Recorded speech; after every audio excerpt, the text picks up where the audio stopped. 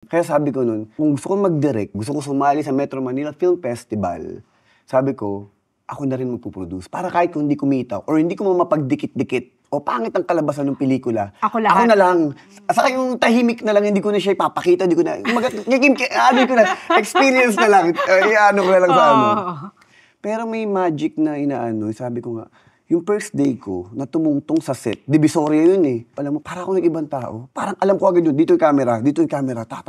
Tapos ito ako tatakbuhin. Yung experience ko sa indie, hinalo ko. Kaya ang bilis ko nun eh, nagugulat sa akin yung buong team mo. Ang hindi kasi ang daming nagagawa sa isang araw. Sabi kong ganun sa sarili ko, ang isa sa mga sikreto o key, kailangan lahat ng tao mo tama. Mga kasama ko, yung mga kasama ko na sa indie, sa commercial, sa mainstream, di ba? Ibig sabihin yung alam na nila. Saka tutulong sa'yo na i-guide ka. Oo, humingi ako ng tulong talaga sa kanila. Sabi ko talaga sa kanila, hindi ko alam ang lente, ikaw na bahala. Basta alam ko lang wide, medium, close-up. Basta ako bahala mag-ano. Tapos ito pa isa pang ano ko doon, never ko binuksan ng script.